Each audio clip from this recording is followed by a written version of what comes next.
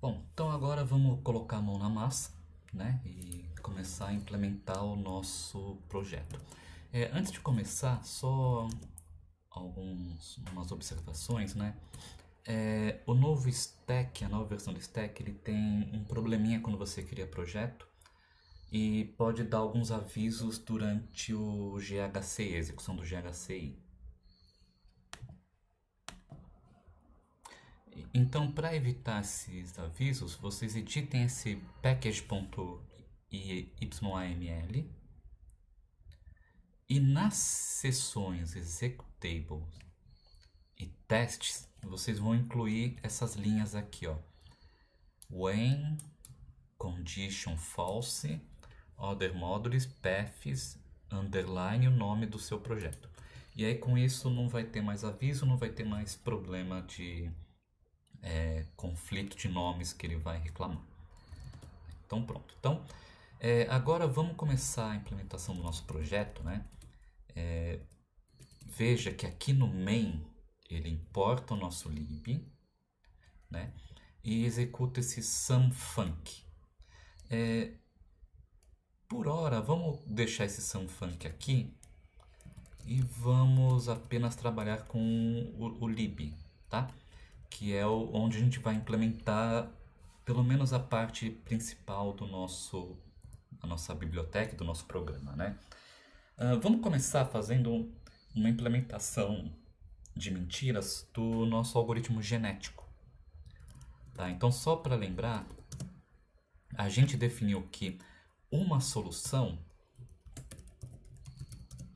ela é descrita, ela é composta, né, por duas listas, né? Uma lista sendo números binários, e aqui então a gente pode representar como booleanos, porque são equivalentes, né? Então, falso seria 0, verdadeiro seria 1. E aqui outro vetor de inteiros que representa os expoentes de cada termo, né?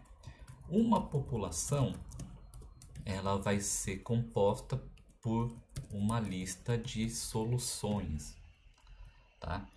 Então, quase todas as nossas assinaturas elas vão ter esse elemento aqui. Vai ficar feio, vai ficar esquisito, mas isso a gente vai melhorar depois quando a gente aprender sobre como criar tipos customizados. Outra coisa que é interessante a gente fazer também é criar uma documentação, né? Então, durante todo o nosso código a gente vai gerar blocos de comentários que explicam o propósito do nosso código e comenta a utilidade de cada função. E com esses comentários depois a gente vai conseguir gerar uma documentação automaticamente em formato HTML para hospedar no próprio repositório do GitHub. Então vamos lá, vou escrever o cabeçalho do nosso código, né? Então ele começa da seguinte forma. A primeira linha ele descreve o nome do módulo, que é lib. A linha seguinte eu coloco uma descrição, aqui deixa eu colocar em maiúsculo.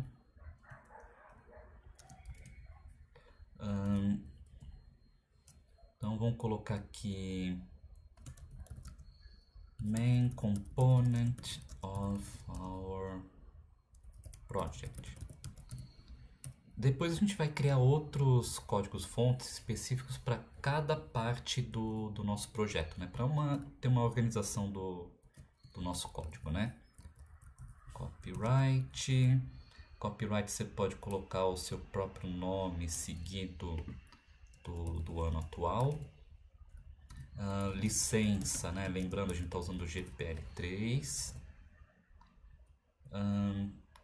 Colocar aqui, por exemplo, também tem mais 3 coisas interessantes para colocar, que é mantenedor, que é o seu e-mail, coloca o e-mail que você quer receber qualquer reclamação sobre o seu código, né?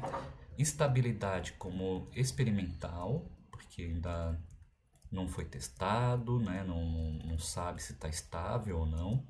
Eventualmente você pode colocar stable, né? E portabilidade eu coloquei POSIX porque eu estou implementando no Linux, né? Então a compatibilidade esperada é com outros sistemas Linux. Eu não tenho certeza se tudo que eu vou implementar aqui vai ser compatível com Windows. Provavelmente vai, mas a não ser que eu teste, eu não posso falar, né? Então agora vamos criar a nossa primeira função, que é o algoritmo genético. Então aqui a gente vai começar a descrever a solução do nosso problema. Então todo comentário que precede uma função é traço, traço, espaço, barra vertical, espaço e o que a função faz, né? Então aqui main function for genetic algorithm. Então a função desse aqui vai ser a função principal do nosso algoritmo genético, que vamos chamar de GA, tá? O algoritmo genético ele vai receber uma população de soluções, vou colocar aqui, e ele vai retornar, na verdade, vamos tirar essa carga aqui de ter que ter uma população inicial passada para ele, né? Vamos fazer com que ele gere aqui mesmo, né? Então assim, ele no final vai me retornar a última população de soluções do nosso algoritmo. Lembrando que é um algoritmo iterativo, então eu vou repetir os passos n vezes, né? Se eu vou repetir os passos n vezes, eu preciso ter um inteiro, né? Um inteiro que fala quantas iterações eu vou repetir. Vamos colocar como it, por exemplo, né? Então eu recebo um it como parâmetro e retorno um pop, que é a nossa população, é a população final. Então vou começar partindo daqui, né? Quais são os passos do nosso algoritmo? Então vamos criar um bloco let_in para tentar descrever os passos para esse algoritmo, né? Então let pop igual gen initial population, tá? E aí eu vou repetir repetidas vezes, it vezes, né? Uma função chamada, vamos chamar de step, que é um passo de iteração do nosso algoritmo genético, né? Então vamos colocar aqui, ó, in step it, começando na nossa população, tá? E agora a gente pode escrever essa função step, né? Step 0 pop, ela retorna, né? Então, olha, acabou as iterações, já fiz todas as iterações possíveis, vou retornar a população atual. Caso contrário, caso seja um n, né? Aí aqui eu vou fazer o nosso procedimento, que vou gerar uma população filha a partir dos cruzamentos, né? Então vamos chamar aqui de crossover pop. Vou modificar um pouco essa população filha através de mutação. E finalmente vou fazer uma seleção, né? O nosso pop linha vai ser uma seleção, select, a população children, linha, concatenada com a população atual, né? Então, dessa combinação eu vou pegar n soluções amostradas para passar para a nossa função step com n-1, falar, olha, já fiz mais uma iteração, né? Vou passar essa nova solução. Então pronto. Então, basicamente o nosso algoritmo genético é composto dessas funções, é só isso. O problema é o que tem por trás dessas funções, né? Então vamos agora ver o seguinte, antes de implementar as funções, Vamos ver o requisito de cada uma delas, né? Então, get initial population. O que eu preciso saber para construir uma população inicial? Bom, primeiro eu preciso saber quantas soluções eu preciso gerar, né? NPOP, o tamanho da população. Eu também preciso saber, se vocês lembrarem da primeira aula, quantas variáveis tem e quantos termos, né, eu quero criar, para então saber qual que é o tamanho do nosso vetor, né, de cada vetor de solução. Então tem que colocar aqui também nvars, nterms. E tudo isso tem que vir ser passado aqui para a nossa função GA, né? Então aqui eu já vou acrescentando esses outros argumentos. Npop, nvars, tudo isso é inteiro, né? Então 1, 2, 3, 4 inteiros. Então já tem aqui mais alguma lista de argumentos. Aí, como a linha está ficando muito grande, eu prefiro passar o let aqui para...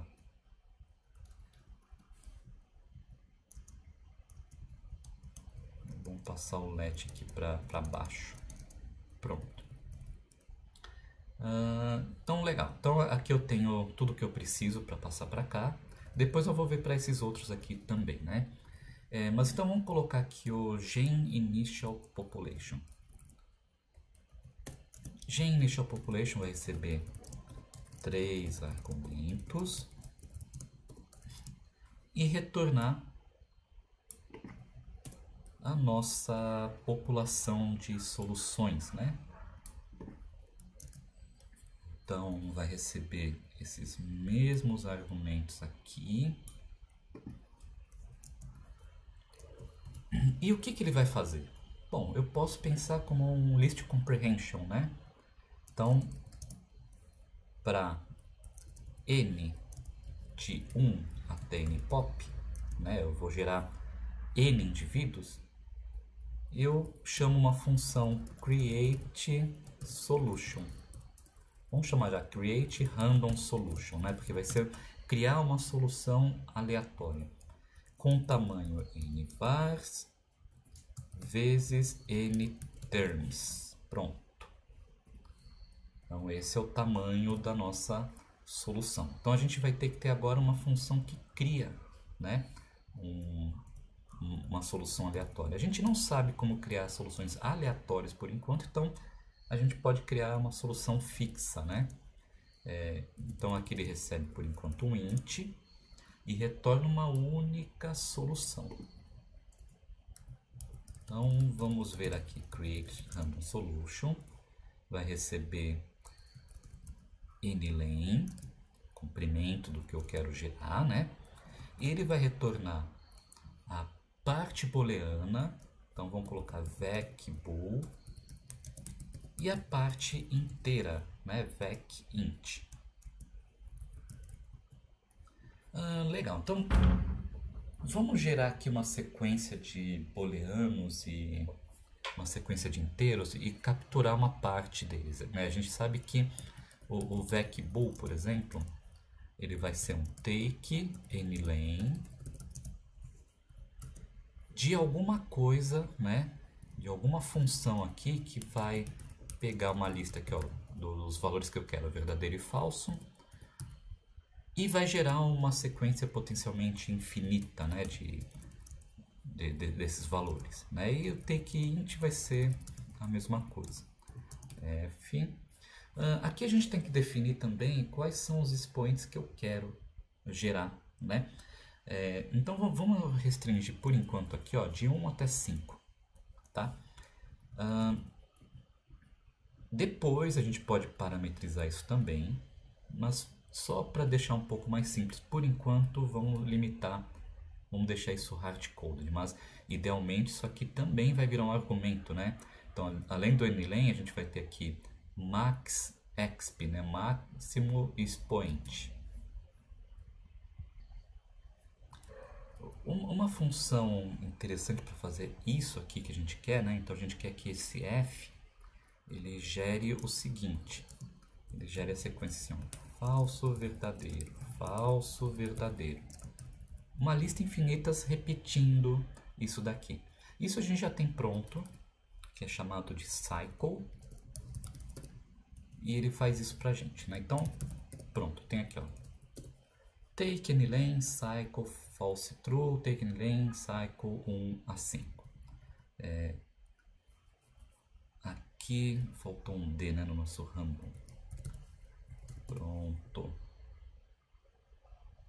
Pronto, então com isso a gente já tem pronto o nosso GenInitialPopulation e o nosso CreateRandomSolution. A gente pode testar aqui da seguinte forma. Vamos colocar aqui. Primeiro vamos testar o CreateRandomSolution. Vamos dizer que a gente tem tamanho 6.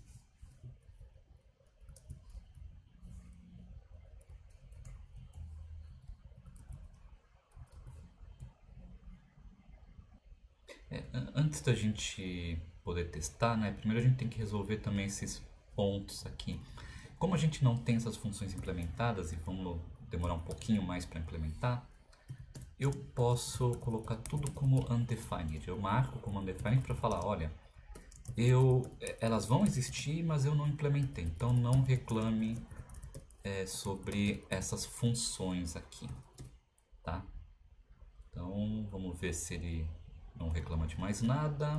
Então agora provavelmente ele vai permitir que a gente teste. E veja, CreateRandomSolution não é aleatório porque sempre que eu executar essa função ela vai repetir exatamente a mesma solução. Mas ela está gerando o que a gente está pedindo, né? Então um vetor de booleanos, um vetor com o mesmo tamanho de inteiros. Agora vamos testar o nosso create GenInitialPopulation, né? GenInitialPopulation. Vamos colocar aqui 4 indivíduos, tá? N vars igual a 2 e N termos igual a 3, né? Que vai dar 6. Então vamos executar aqui. E pronto, ele gerou 4 indivíduos exatamente iguais, né? Não é o aleatório que a gente quer, mas depois a gente cuida disso. Pelo menos a gente tem com que trabalhar por enquanto. Vamos lá. Então agora vamos criar a função crossover. A função crossover vai receber a nossa população como parâmetro e vai retornar uma nova população, que é a população filha, né? Então vamos agora criar aqui. Recebe um pop. A ideia do nosso cruzamento, né, deixa eu voltar ao undefined, como eu já comentei no primeiro vídeo, digamos que a gente tem essa parte aqui, né, bool é false, true, false, pareado com 1, 1, 3, 5. E aí eu tenho uma outra solução que está true, false, true. 2, 1, 3, 3. Pronto. O segredo do cruzamento é que primeiro eu vou escolher um ponto e x, tá? Que pode ser 0, 1, 2, 3 nesse caso, né? Então é um índice que fala qual elemento que vai ser o ponto de cruzamento. Então, digamos que eu escolhi 2, né? Então, 0, 1, 2 vai estar aqui. Vai ter um ponto de cruzamento. E eu vou fazer o seguinte, eu vou pegar a primeira parte aqui do pi. Então, eu vou pegar 2 elementos desse primeiro pi. O restante do outro pi. Para compor o meu novo indivíduo, né? Então, veja que está fácil para a gente saber como implementar isso aqui. Pego e x do meu pi, do primeiro pi. Tiro essa mesma quantidade do segundo pi e o restante eu combino com o que eu tenho, né? Então, vamos lá. Aqui, na verdade, eu já pensei em um outro nome para o crossover. Vamos chamar de apply crossover, para diferenciar o que eu vou fazer o que eu vou aplicar em toda a população, faltou um P aqui, e o que eu vou fazer efetivamente a nível de indivíduo, né, ou indivíduos. Então, o apply crossover, basicamente, ele vai fazer o seguinte.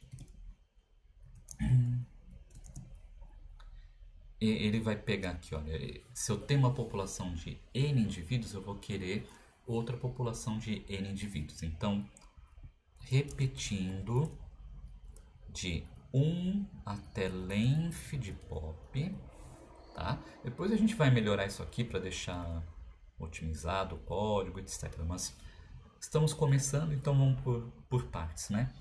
Então aqui eu vou fazer o seguinte, olha, vou repetir N vezes uma função chamada crossover, né? Que vai receber, eu vou chamar uma função choose, que vai receber uma solução aleatória e outra solução aleatória, tá? Deixa eu mudar aqui embaixo também, que agora é um apply crossover. Pronto. E agora eu posso implementar a função crossover pensando em apenas dois indivíduos, né? Então eu não penso mais na solução. Veja que aqui eu já estou segmentando o meu código para que cada função cuide apenas de uma coisinha, né? Então ele vai pegar duas soluções e retornar uma nova solução. Então vamos dar os nomes aqui no nosso pattern matching, né? Então vai ser P1 de pai1 bool, P1 int, P2 bool e P2 int. E aqui eu vou fazer o seguinte, olha, a primeira metade, né, do filho, então vamos colocar aqui child bool, né? A primeira metade, vamos colocar child bool, vamos deixar child bool por enquanto. Primeira metade vai ser take, né? ix p1 bool concatenado com drop ix p2 bool, né? Então pego x elementos do primeiro, jogo fora os x elementos do primeiro e pego o restante do segundo e pego o restante do segundo, né? E o child int take ix p1 int drop x p2 int. Mesma coisa, né? Em child bool child int. Pronto. Então é basicamente isso que eu quero, mas eu tenho que também definir o que é o nosso ix, né? Aqui talvez seja uma boa função para a gente usar a notação where ao invés do nosso let in, né? Então vamos colocar isso aqui, ó, nesse formato aqui, onde então child bool, child int, tira isso daqui e agora vamos definir o ix. O ix, deixa eu arrumar a indentação aqui. O ix teoricamente tem que ser um valor aleatório. Tem que ser um valor aleatório, né? Mas como a gente ainda não está trabalhando com valor aleatório, vamos simplesmente pegar o seguinte: length de p1 bool dividido por 2, né? Então vamos pegar sempre na metade do indivíduo, tá? E pronto, né? Aqui a gente precisa do nosso choose, né? A gente esqueceu de criar o choose. Por enquanto vamos deixar o choose aqui dentro da nossa função apply crossover, mas se a gente precisar dele para outras coisas, a gente tira ele para fora, tá? Então choose pop. Choose pop, novamente, teria que ser aleatório, mas vamos fazer algo determinístico. Então choose pop vai pegar o elemento length pop div 3, né? Então vai pegar ali o elemento localizado mais ou menos no 1/3 da população, né? E pronto. Então agora a gente tem aqui pelo menos um fingimento do que é um algoritmo genético, né? Ou quase tudo isso. Então vamos lá. Então vamos agora documentar um pouco. Então vamos colocar aqui generates the initial random population. Vamos mentir que está aleatório. Creates a random solution. Applies crossover in the population.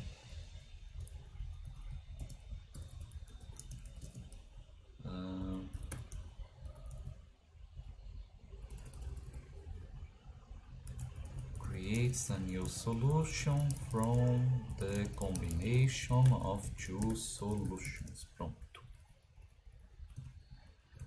Então vamos voltar para cá, vamos ver o mutate. Antes de ver o mutate, vamos tentar...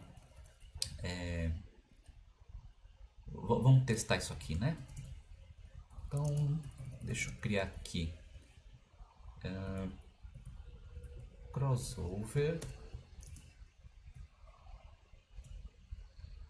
Vamos criar dois indivíduos aqui, né? P1 e P2, só para a gente testar o crossover. True, false, false, true. 1, 1, 3, 5. E o P2 vai ser, vamos colocar aqui, false, false, true, false. 3, 1, 4, 2. Pronto. Então vamos testar o crossover aqui, ó, no P1, P2. Vamos ver o que acontece.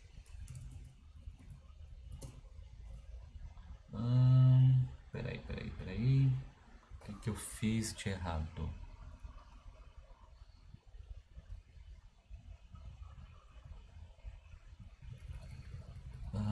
Aqui eu vou ter que forçar que isso aqui é uma lista de int.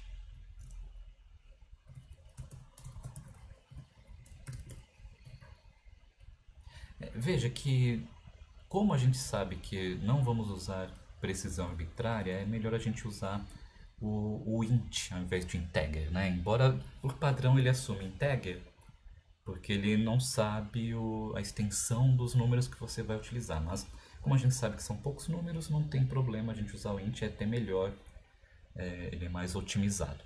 Então vamos lá. Então, cruzamento do P1 P2, ele vai pegar a primeira metade daqui, true false, segunda metade daqui, true false, primeira daqui, 1 1, e segunda metade daqui, 4 2. Funcionou como a gente queria. Então agora a gente pode passar para o mutate, que eu vou seguir na mesma linha. Eu vou ter um apply mutation,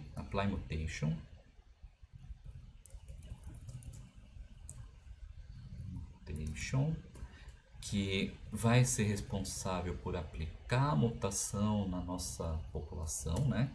Então, apply mutation, que vai receber, vamos copiar daqui, vai ter a mesma assinatura do crossover. Ops.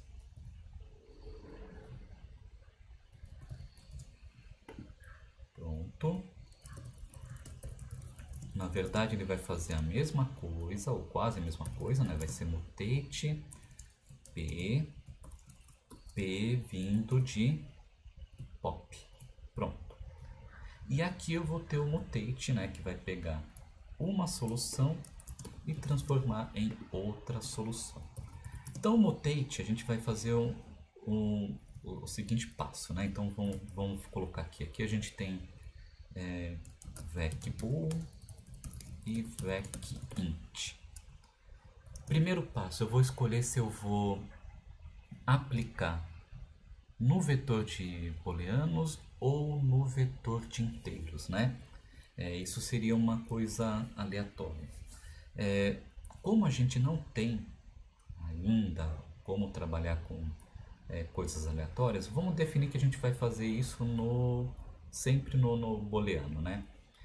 Então, só para ter aqui o nosso código, no final ele vai retornar isso aqui, olha. Um vec boolinha e um vec int linha. Então, onde? Primeiro passo, vamos ver quem que eu vou selecionar. Então, eu vou criar um B de booleano, que vai ser sempre, vamos colocar falso, né? Indicando que, olha, false mutates vec bool.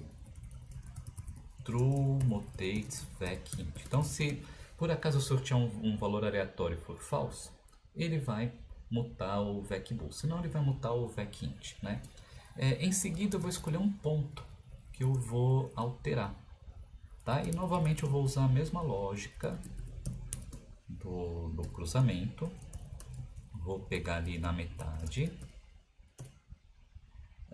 E agora eu vou fazer a alteração. Então agora eu vou escrever aqui, ó, vec boolinha é igual. Se not b, ou seja, se b for falso, né? Então o vec boolinha vai ser uma modificação aleatória, né? A gente pode até colocar change at random no ponto x no nosso vec bool. Else vai ser o próprio vec bool, não vai ter alteração. O vec int linha vai ser a mesma coisa, só que aqui a condição é trocada. If b, then change at random e x vec int, se não vec int. Agora a gente vai criar essa função change at random, né? Que não vai ser tão aleatória assim.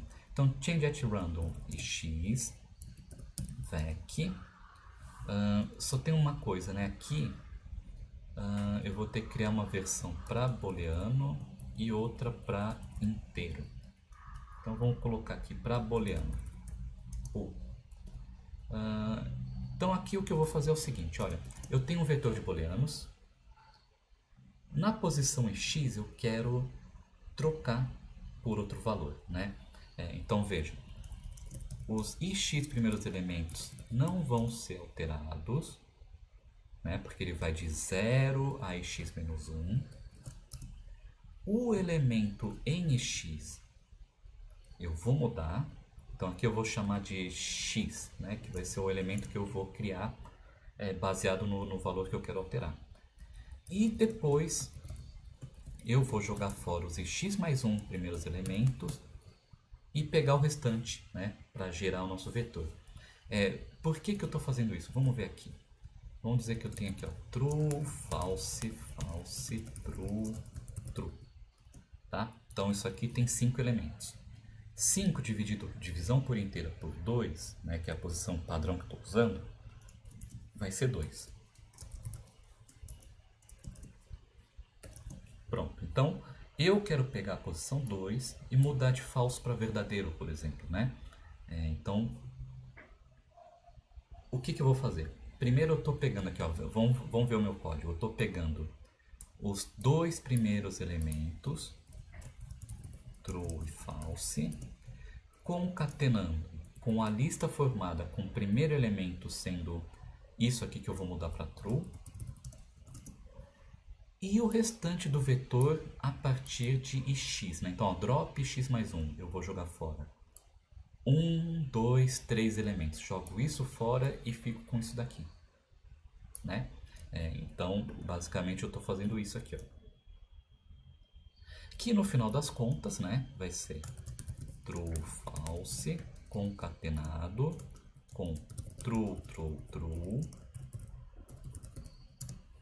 que vai virar true, false, true, true, true, que era o resultado que a gente tinha em mente, né? Então pronto. Então agora aqui eu só preciso definir quem é o nosso x, né? O nosso x, como eu não vou ter mais nada aqui, eu vou colocar tudo na mesma linha, onde x é igual, como aqui é booleano, not vec e x, né? Então na posição, eu pego o elemento da posição x e transformo fazendo uma negação nele. E agora eu vou criar o change at random int, que vai ter a mesma estrutura, olha, a mesma estrutura, só que agora eu vou colocar um valor aleatório. Então, sei lá, vou pegar vec e x, multiplicar por 10, somar 3, e no final disso eu faço um mod, pego o resto da divisão por 5, né, que vai dar um valor entre 0 e 4, e somo 1, né, para ficar entre 1 e 5. Então vou colocar esse bando de parênteses aqui, mas depois eles acabam sumindo, né? Então peraí, o mutate já está aqui, não precisa ter de novo. Agora veja, uma coisa que acaba incomodando, né? Eu estou repetindo isso aqui 2 vezes. Então eu posso criar, por exemplo, uma função chamada change, que pega um x, um valor x e uma lista xs. E faz isso aqui pra gente, né? Olha só. X, opa, na verdade aqui eu não preciso do... Não, preciso do ix também. Drop ix mais 1, xs. Pronto, então uma função change genérica que vai pegar um int, um elemento do tipo A, pode ser qualquer coisa, não me importa, uma lista de A e retorna uma lista de A, né? E aí aqui eu só tenho que fazer isso aqui, olha, change ix, x, vec. Vamos apagar essa parte. Aqui é a mesma coisa, change x, x, vec, né? E pronto. Então vamos colocar agora as assinaturas e o comentário. Então aqui eu pego um int, pego um booleano, agora aqui está específico, né? Pego uma lista de booleanos e retorno outra lista de booleanos. E aqui change at random int, lista de int, lista de int. Vamos colocar os comentários, depois a gente vê o que ele está reclamando aqui. Applies mutation in the population. Mutates a single solution. Né? Então vamos ver aqui.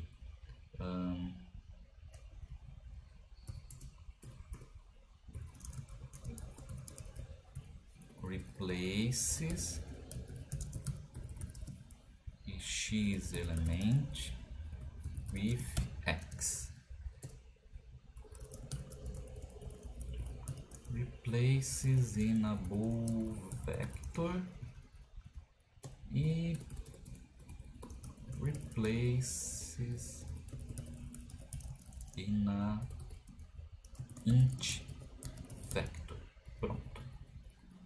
Então agora vamos ver o que tem de errado aqui com nossos... deixa eu ver.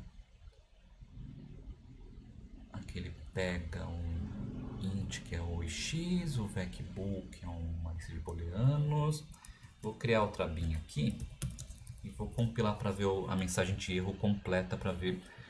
Bom, já tem um erro aqui que está usando chain, né, ao invés de change. Então vamos lá, change, aqui vira change. Vamos ver o que mais.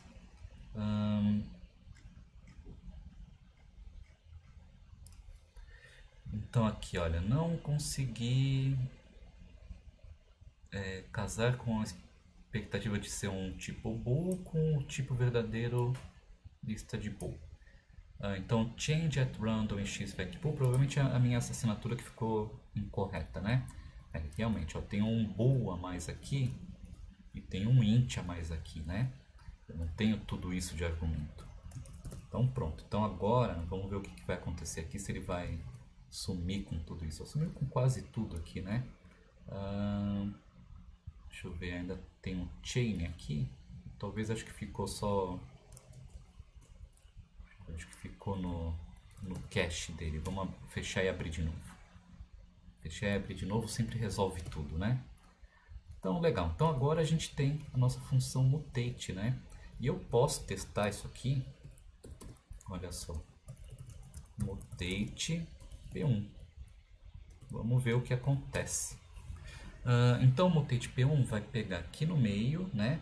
E tirar o nosso booleano, trocar pelo inverso dele. Então, pegou esse falso aqui e transformou em true. Se eu mudar isso aqui, olha só, esse Bzinho aqui para verdadeiro, ele vai mudar, na verdade, esse número aqui, né? O 3 vai virar alguma outra coisa, ou com azar ele vai virar o próprio 3. Vamos ver, ó, virou 4, né? Tá bom. Então funciona. Então, nossa função de mutação funciona, embora não seja nada aleatório, mas a gente resolve isso depois. Mas aqui o propósito é ver que vocês já podem começar essa parte aqui. Select.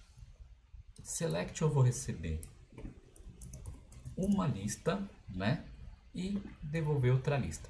Mas eu preciso de mais uma coisa, né? Eu preciso saber quantos elementos eu tenho que selecionar. Então também preciso de um int, que é o nosso npop. Pop. Aqui, para facilitar, eu vou pegar os npop primeiros indivíduos, ou seja, os filhos gerados, e boa. Depois a gente vai explorar outras estratégias, né? Então aqui deixa eu mudar para npop. E agora a gente vai verificar se está tudo certo. Está tudo certo aqui, não tem problema, então podemos continuar depois com o nosso projeto. Aqui ele dá uma sugestão que, olha só, dado que os dois argumentos aqui à direita é exatamente os mesmos argumentos aqui na esquerda, na mesma ordem, eu posso fazer com que isso aqui se torne, quer ver? Apply, cadê? 5. Que o select seja simplesmente o nosso take, né? E pronto. Então, para essa semana eu vou fazer somente até aqui. E na próxima semana a gente já vai brincar com outras bibliotecas. Então eu terminei meu projeto. Por via das dúvidas, vamos colocar tudo que a gente alterou, né? No caso aqui, como eu acabei de criar o projeto, todos esses arquivos têm que ser acionados, né? Então git add asterisco, mas habitualmente não usem asterisco, né? A não ser que eu tenha certeza, olha, tudo que está aqui precisa ser enviado. Geralmente a gente faz, git add source lib, né? Só alterei o lib, então só vou mandar o lib. Então commit -am, vamos colocar aqui esqueleto do GA e um push. Aqui vai pedir as minhas credenciais, né? E pronto, e tá feito. Então com isso a gente termina nossa primeira semana de projeto, né? Na próxima semana então eu vou desenvolver a parte que vai fazer o decode, leitura dos arquivos de um arquivo de entrada, de exemplo, né? E também o uso de números aleatórios. Com a próxima semana a gente vai aprender alguns conceitos de funções de alta ordem que vai facilitar a nossa vida para a continuação do projeto. Então, até a próxima.